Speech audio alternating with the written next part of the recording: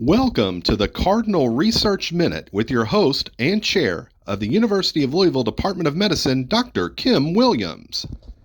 Good afternoon. I'm Dr. Kim Allen Williams, Chair of Medicine here at the University of Louisville, and I am so pleased to introduce the Cardinal Minute.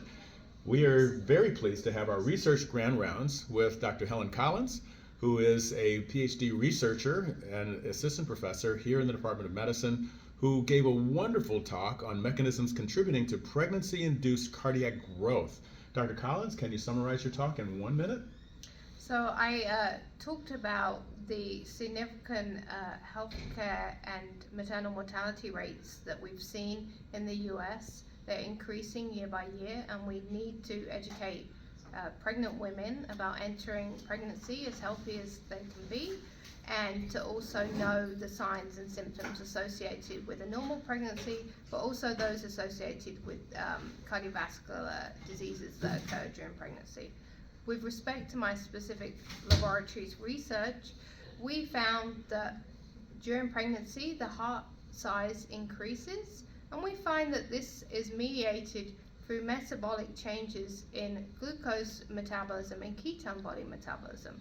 We see specifically that there's a reduction in glucose oxidation and metabolism, but we also see that there's an increase in ketone body metabolism. We find that this metabolic change or switch then is diverting glucose towards pathways that facilitate cardiac growth in the maternal heart.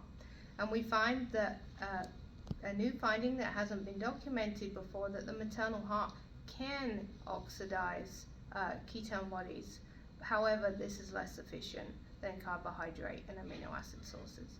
And we also find that the pregnancy-induced hypertrophic response of the heart is dependent on the coordination of many cell types in the heart, and could be implicated or affected by inter-organ communication. So, thank you.